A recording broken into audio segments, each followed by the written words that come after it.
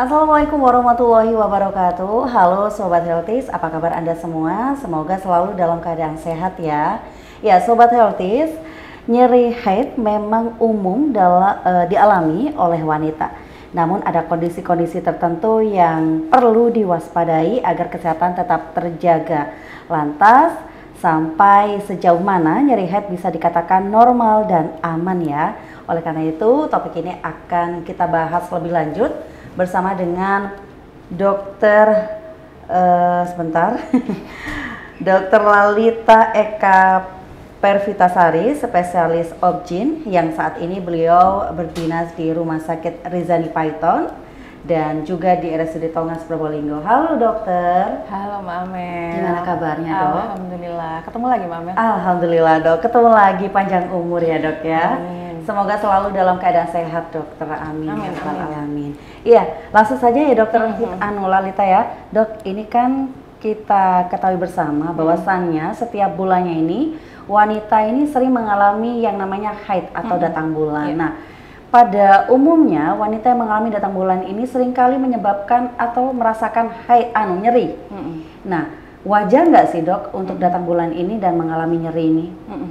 Ya, jadi nyeri haid ini kalau istilahnya ya di medis namanya dysmenore ya. Dysmenore ya. Jadi dysmenore atau nyeri haid ini dibagi dua, primer sama sekunder gitu. Nah, yang primer ini itu disebabkan karena aktivitas namanya suatu kayak zat perantara namanya prostaglandin karena kontraksi di rahim, terus saat kita haid kayak gitu. Nah, itu tanpa disertai dengan kelainan anatomis di organ reproduksi. Tapi kalau yang sekunder, nah itu dia disertai dengan kelainan anatomis. Kelainan anatomis ini contohnya apa? Kayak adanya tumor di rahim yang biasa kita sebut miom, terus ada endometriosis kayak gitu, atau ada infeksi di radang panggul. Nah, 50-90% memang nyeri haid ini normal dirasakan. Normal ya? Normal dirasakan, tapi 10-15% berdasar penelitian memang harus diwaspadai dan memerlukan pemeriksaan lebih lanjut karena itu merupakan suatu tanda bahwa memang ada kelainan yang perlu ditindaklanjuti kayak gitu. Jadi biasanya normalnya sih kalau nyeri haid itu sekitar yang menjelang haid dan dialami 1-3 hari gitu. Terus, nah yang kemudian kita harus waspadai itu ya kalau nyeri haid itu misal kita kan kalau nyeri haid pas kalau orang sini bilang dilepen ya mbak ya, dilep, nah itu boleh minum obat pengurang sakit ya. Tapi kalau udah minum obat pengurang rasa sakit, tapi kok masih sakit, apalagi sampai nggak bisa aktivitas, misal yang sekolah sampai nggak masuk sekolah, yang kerja sampai izin nggak masuk kerja, yang ibu rumah tangga di rumah juga nggak bisa aktivitas apa-apa, sampai yang guling-guling, sampai istilahnya nyerinya itu hebat meskipun sudah dikasih obat pengurang nyeri. Nah, satu itu, yang kedua, apabila nyerinya bertambah parah setiap bulannya, intensitasnya, setiap periodenya ya dok ya. Terus kemudian setelah diperiksakan ternyata ternyata memang ada miomnya, mungkin ada endometriosisnya, atau ada gejala infertil atau tidak bisa hamil dalam waktu 1 tahun tanpa kontrasepsi, sudah intinya dengan yang alami dia tidak bisa hamil gitu, terus memang ada infeksi radang panggul, dan yang keempat jika disertai juga dengan obesitas. Iya. Jadi memang untuk nyeri haid itu pada umumnya normal ya, cuma kita lihat sejauh mana sih yang dirasakan oleh si pasien ini gitu. Tapi kalau sampai mengganggu aktivitas, kemudian sampai nggak masuk kerja, itu memang harus patut diwaspadai begitu ya dok ya? Iya benar. Dok, normalnya haid itu datang berapa hari sih yang paling normal gitu dok? Jadi kalau haid itu kita lihat dari dua sisi, dari durasi sama siklus. Kalau durasi yang normal adalah 3-10 hari. 3-10 hari? Ya, kalau dari siklusnya, siklus itu adalah dihitung dari haid hari pertama bulan ini misal sampai haid hari pertama bulan berikutnya, itu satu siklus. Yang normal adalah 21 sampai 35 hari. Kurang dari 21 atau lebih dari 35 atau durasinya kurang dari 3 hari atau lebih dari 10 hari, maka disebut haidnya sudah mengalami gangguan. Gitu, ya. Nah, penyebabnya itu bisa saja salah satunya stres ya? Salah satunya. Jadi juga nyeri haid ini juga yang memperparah juga satu bisa juga karena stres itu tadi, terus gejala itu penyakit itu tadi, dan ketiga adalah obesitas itu tadi. Obesitas itu tadi. Dok, biasanya kalau si pasien ini mengalami nyeri haid, nah kemudian diagnosa dokter kalau misalnya memang ini ternyata nyerinya itu tidak wajar, itu biasanya kemana dok? Apa muaranya, apa penyakitnya? Ya macam-macam ya Mbak Mel ya. Jadi kalau memang dirasa sudah minum obat anti nyeri yang dijual bebas ya, kok tetap tidak bisa aktivitas, tetap merasa sakit ya, tindakan pertama yang harus dilakukan ya harus ke dokter spesialis kandungan kayak gitu. Jadi nanti akan diperiksa lebih lanjut apakah ini nyeri haid yang tadi kan ada dua tuh, ada yang primer tanpa kelainan di rahimnya dan di organ kandungannya, atau yang sekunder apakah memang disertai dengan kelainan itu tadi.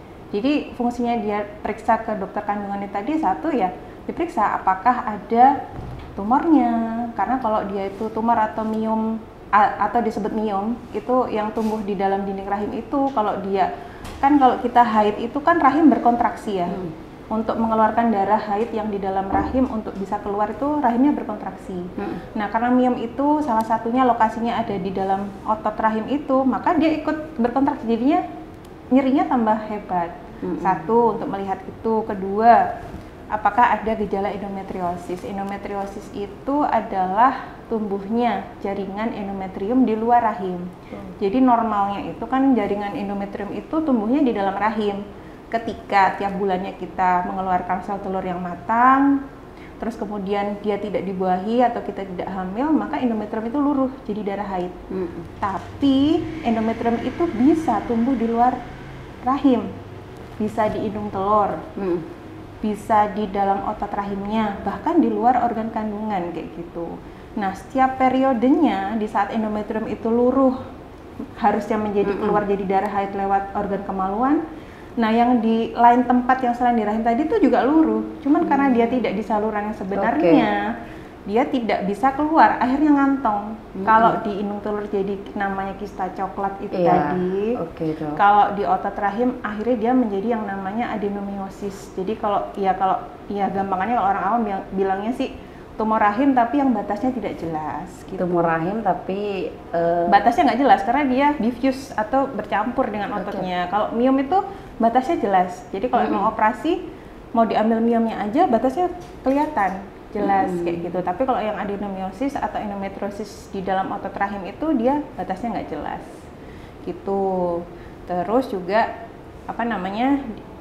ditanya tentang infeksi, kemungkinan infeksi, karena mungkin dia mengalami keputihan yang sampai menimbulkan gejala sampai mungkin gatel, perih, warnanya udah nggak wajar, nggak wajar, baunya juga amis, nggak enak, sudah ya memang lendir vagina kan baunya khas ya, tapi kalau udah yang keputihan berarti sudah ada bakteri numpang di situ, baunya udah berbeda, dan kalau tidak diobati maka ya kumannya, bakterinya itu gampangannya dia bisa jalan-jalan masuk ke dalam rahim, kemudian ke dalam saluran tubannya itu sehingga menimbulkan radang atau infeksi di situ, dan pada akhirnya menimbulkan itu tadi nyeri saat haid itu menjadi tambah hebat kayak gitu. Dan biasanya dok, nyeri saat haid itu juga dibarengi dengan kondisi darah yang dikeluarkan itu tidak banyak, jadi kayak sedikit. Nah itu biasanya ada tuh yang curhat begitu dok, aku nggak lancar haidnya tapi loros wakit gitu. Nah itu gimana dok? Enggak sebenarnya. Enggak. Jadi jadi gini, kayak haid yang tidak lancar ada beberapa kondisi. Misal kalau pernah dengar PCOS, PCOS itu apa tuh dok?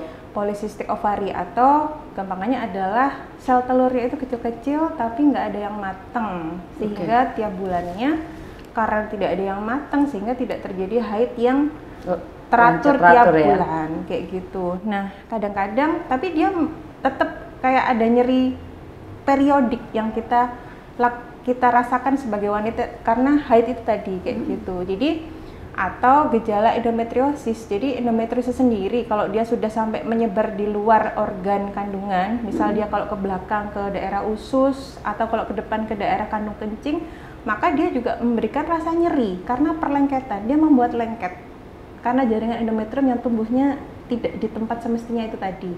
Nah, itu juga bisa menimbulkan rasa nyeri di tiap periode saat harusnya haid lewat bawah, lewat organ mohon maaf, vagina ya, keluar lewat situ, darah haid, tapi karena dia tumbuhnya misal di dinding rahim sebelah belakang, ada pembuluh darah di situ, ya dia memang ya tetap akan berdarah, tapi karena dia nggak ada saluran, akhirnya dia tertambung di situ, bikin perlengketan dengan usus, dan akhirnya meskipun dia nggak haid, kadang-kadang sakit. Misal kalau yang udah bersuami, ketika dia hubungan badan tambah sakit. Terus habis itu juga ketika dia BAB, buang air besar, juga ada gejala sakit yang seperti kayak mengiris gitu. Jadi bukan yang orang konstipasi atau susah BAB itu, bukan seperti itu. Jadi sakit, benar-benar yang sakit gitu. Karena itu tadi efek penempelan kalau ada endometriosis itu tadi.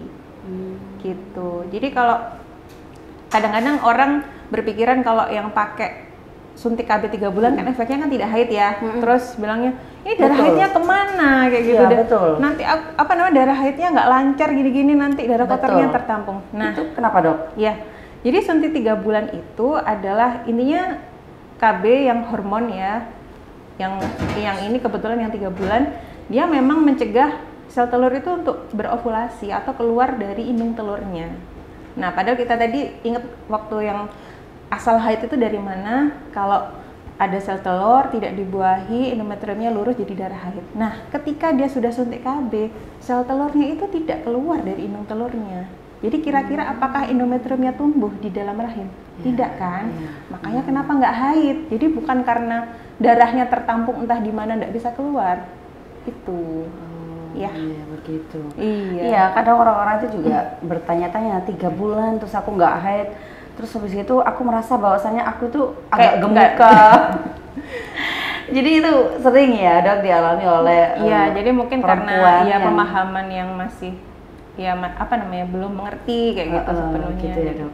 Dok, kemudian selain untuk mengatasi nyeri, selain kita mengonsumsi obat anti nyeri, ada nggak sih mungkin makanan atau apa yang kemudian itu meringankan nyeri kita atau bahkan menghilangkan? Nah, mungkin dari dokter sendiri menyarankan apa? Jadi kalau untuk menghilangkan nyeri, ya kalau nyerinya hanya sekedar primer itu tadi ya, dysmenorrhea primer karena haid, dengan obat anti nyeri sebenarnya juga selesai menyelesaikan. Tapi kan ada itu yang nggak mau minum obat karena was-was dok, takut ada efek samping gitu. Ya, jadi gini, sebenarnya ya obat itu secara umum ya memang adalah racun, tetapi racun yang karena dia itu diminum pada kondisi yang sudah tertakar, sudah dihitung dosisnya. Oh, kalau pada dosis ini mengurangi nyeri, ya sudah berarti itu kalau racun yang jadi obat itu merupakan suatu ya istilahnya kayak zat yang kalau sudah dihitung pada takaran tertentu ya dia akan berfungsi sebagaimana yang kita inginkan. Kalau misal dia anti nyeri ya berarti berfungsi sebagai anti nyeri. Tapi kalau kita minumnya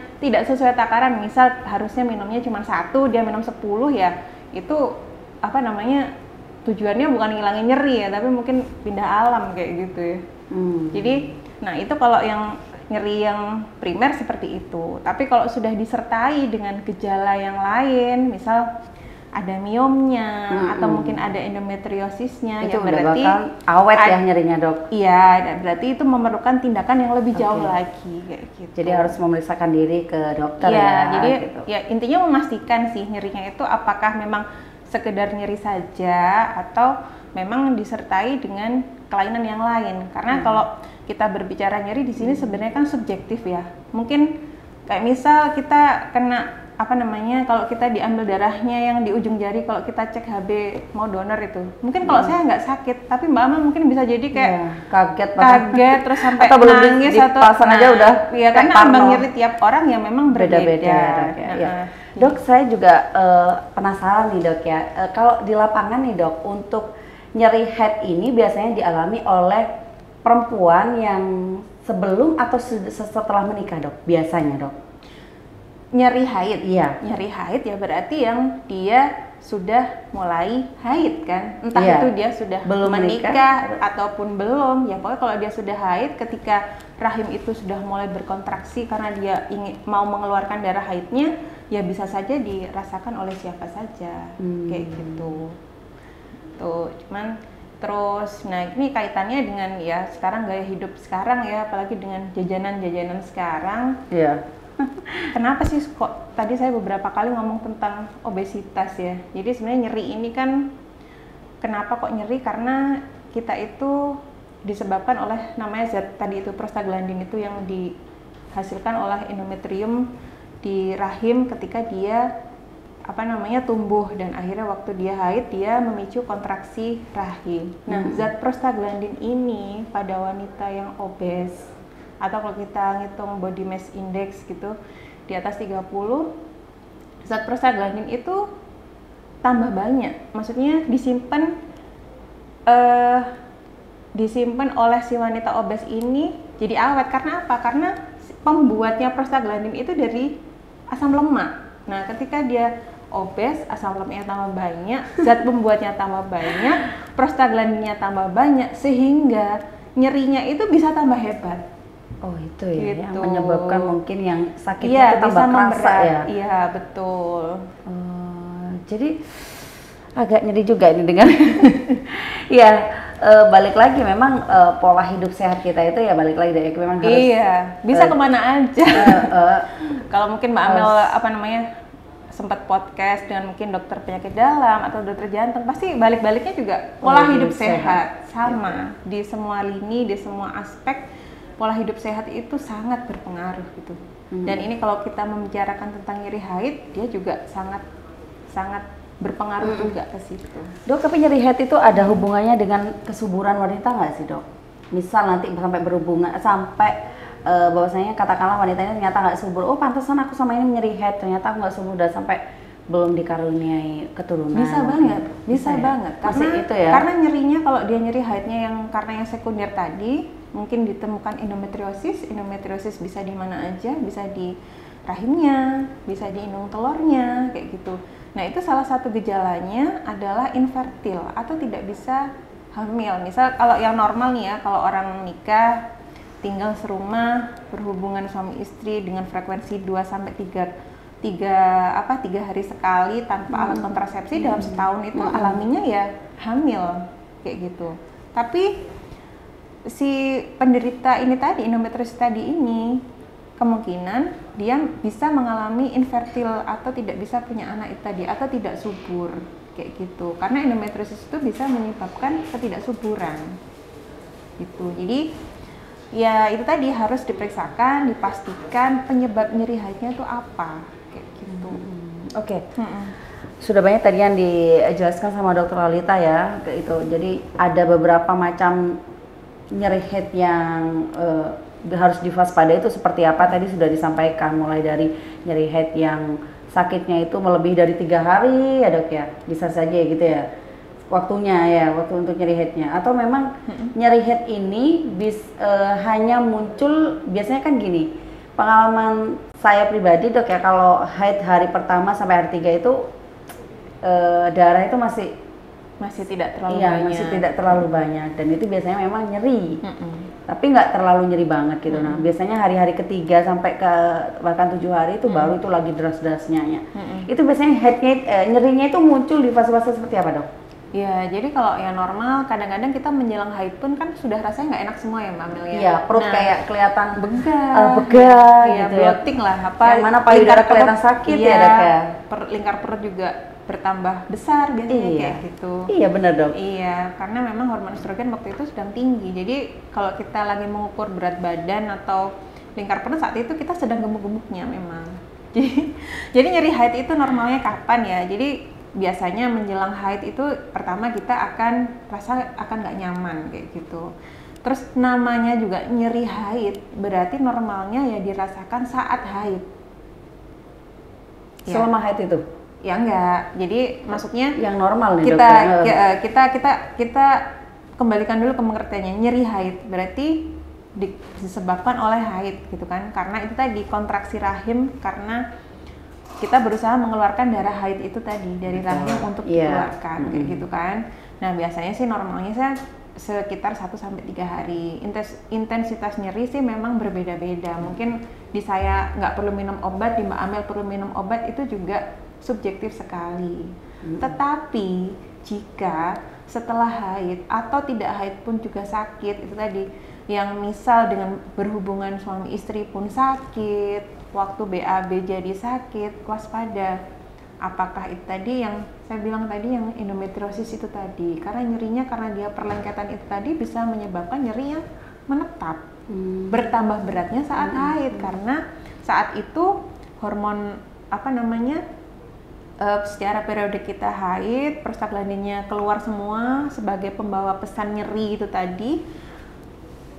Dan ketika di penderita endometriosis itu bisa di mana-mana karena dia tumbuh endometriumnya tidak hanya di rahim, akhirnya dia sakitnya intensitasnya, terus kemudian frekuensinya dan lamanya mungkin lebih lama daripada yang tidak ada endometriosisnya kayak gitu. Oke. Ya. Ya dokter, waktu kita terbatas nih dok. Mungkin pesan kesehatan apa yang ingin disampaikan pada sobat healthies di rumah terkait dengan tema kita pada hari ini dokter? Oke. Jadi nyeri haid yang harus kita waspadai ya, satu, apabila kalau kita udah minum obat anti nyeri kok masih sakit, apalagi kalau sampai ganggu aktivitas, sampai nggak masuk sekolah, sampai nggak masuk kerja, ibu rumah tangga jadi nggak bisa ngapa-ngapain seharian gitu. Terus yang kedua, jika bertambah parah tiap bulannya atau saat tidak haid pun bertambah sakit, nah waspada karena salah satunya bisa disebabkan oleh endometriosis itu tadi. Terus yang ketiga, apabila disertai oleh gejala yang lain, misal perdarahan di luar haid, terus kemudian ada yaitu tadi memang ditemukan ada gangguan atau kelainan di organ kandungannya, misal miom atau tumor di rahim atau endometriosis atau infeksi di panggulnya kayak gitu. Terus kemudian yang keempat, jika sobat healthies nih mungkin lagi diberi rezeki kelebihan berat badan, coba deh ayo kita berusaha untuk hidup lebih sehat kayak gitu. Karena apa? Karena pada wanita yang obes, kalau dihitung BMI lebih dari 30, maka zat untuk pembawa nyeri di dalam tubuh kita itu akan semakin banyak. Jadi saat haid bisa tambah parah gitu. Ya, jadi nggak ada salahnya ya kita berusaha untuk lebih sehat.